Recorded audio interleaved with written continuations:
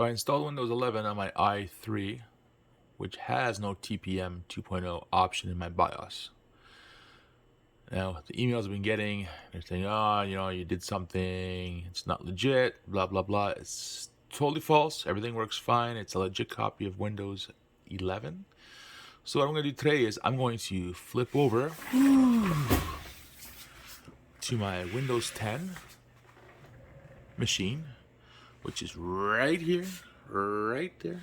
It's a dual core, nothing special about it. I bought this on Marketplace for 25 bucks.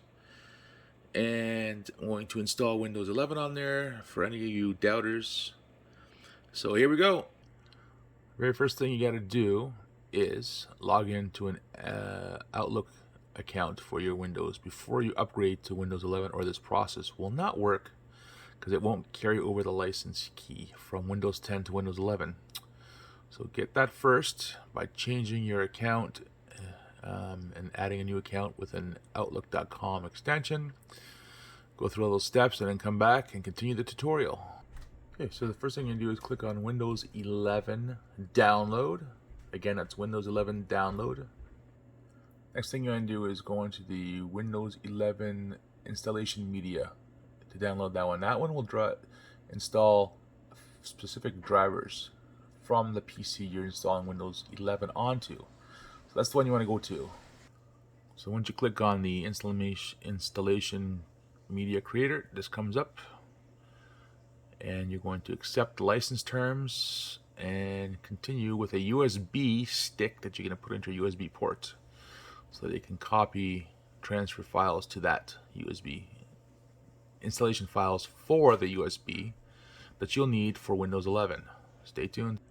A quick note, you want to click on use the recommended options for this PC. That's the important thing you want to do to continue installation. You want to do a USB flash drive so that you can install the fresh copy of Windows 11. Okay, USB flash drive is what you want. It's the best way to install Windows 11 is on a fresh, clean install. And now we're going to download Windows 11 onto the flash drive. I'll be back once it's done. Okay, so after all that downloading is done, this is what is on your flash drive. And what we're going to do is we're going to go into sources. Then we're going to go on to the appraisers.dll, and it's 193 kilobytes. And what you're going to do very easily is you're going to right click and you're going to delete the file. But first we should make a backup just in case something goes wrong. You'll have a backup file. So how do you do that? So you're going to rename it, leave it the same name, you put .bak, and that'll make it a backup file. I'll show you what it looks like. So I put appraisers.dll.bak, it converts it to a BAK file, BAK file, and you're good to go. So the original file is now a backup file.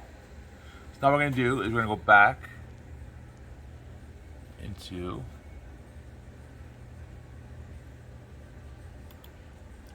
the main, and we're going to run setup. And this should let it go through all the way without having any kind of TPM errors or anything like that. So let's see what happens. Here comes Windows. This is live. There's no tricks. I'm actually holding my camera, so I'm not putting any buttons or pressing any buttons or anything. There you go. It's going to go through the setup. Now this part here,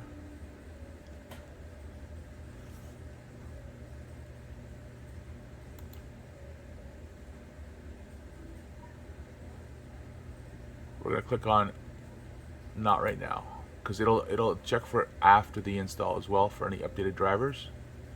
It's just fine if you do it now, it'll give you an error. If you don't do it now, it will bypass everything. Getting a few things ready. Yay! There you go. Now this is a dual core processor that I got again for 20 bucks. And notice the license terms. Yeah, we're good. We're good there. We're going to accept those terms. And as you can see,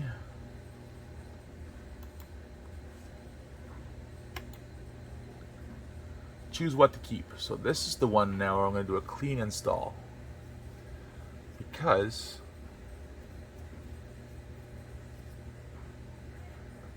A fresh install is always better than one that's been bogged down by Windows 10. So I'm going to keep nothing at all. So this is where if you want to back up your files and stuff before you continue, I highly suggest you back up your stuff. But I have nothing on this computer, so it doesn't matter to me. Now we're just making sure. Recapping one more time, keep nothing, that's correct, and install. Okay, I'll let it install, and I'll come back to it when it's in the next phase. Wanted to show you real quick that it's installing Windows 11 on a dual-core processor with no TPM. The CPU is outdated. This is a very easy install of Windows 11. We'll keep on going. If you still have any questions, let me know in the comments section. But if you still want to see how good this thing works, next time I'm going to install it on a, here we go, a Dell laptop, an old Dell with a AMD card on it. It's a Pentium 4 processor, laptop with a broken screen, so I put it on a TV, just like that. And we'll see how that works. So stay tuned for that one, and we'll keep you posted on Windows 11. Alright, so got up to 100% and it's restarting right now. Just giving you a quick update. Takes about 30-35 minutes to install. Here we go. It's just the end of the journey for everybody. Let's see. Okay, just booting up. Asus P50Q motherboard. You can look at the specs of that, and you'll know that what I'm saying is truthful and honest. And we'll see what happens. Oh, it's a different symbol. It's the same one. See, computer's still lit.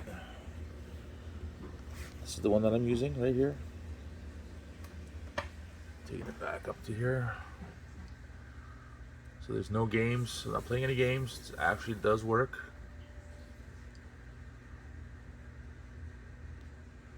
This is so exciting. Holy cow. Wow, this is cool. Now let this just kind of go and see what the first screen is on Windows 11.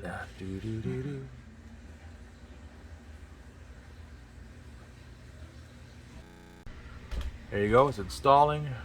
As you can see, please keep your computer on. All right. I'll come back once it is almost at 100%.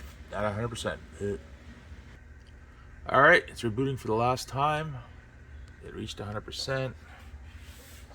And now, all we got left to do is watch and see what happens. This is the true test right now. Will it work? Or did I just waste my time on this video? Let's see.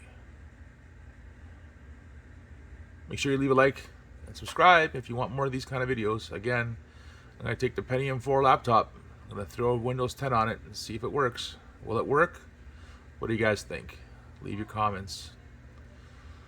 And don't forget, too, that if you had Windows 10 Home, you'll have Windows 11 Home. If you had Windows 10 Pro, you'll have Windows 11 Pro. It's based on your license that you had from Windows 10. That's the one that will get set up on your computer for Windows 11. So, again, this is so exciting. Let's see. Come on. This is like waiting for New Year's. Waiting for the ball to drop, you know. Jeez, installing 65%.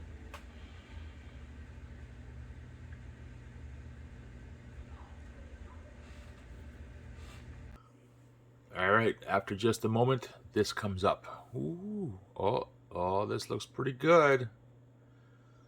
And I must mention that just a moment meant me going out, getting some food, coming back, taking a shower, taking a nap, and come down. Finally it's back.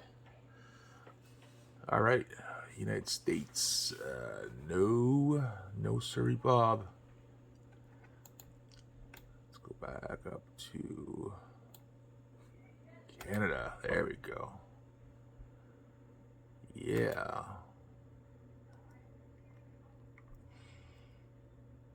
Nice. So you fill out the stuff here. Keyboard, just like the old stuff.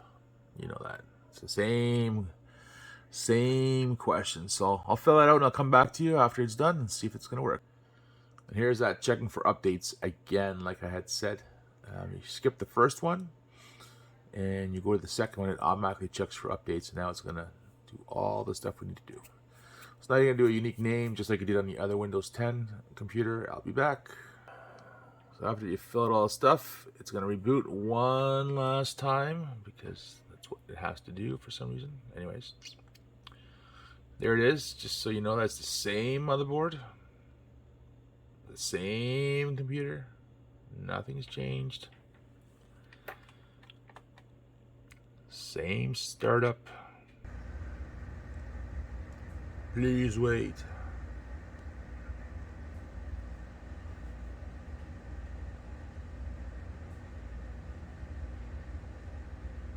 Oh, there it is. Let me log right into it. 1 second. And there you go. Windows 11 is now on this computer. So again, if you want to see the Pentium 4 Dell installation, let's give me some likes, subscribe. Let me know in the comments what you think. All right. Have a great day, everybody. Noob Dad Entertainment.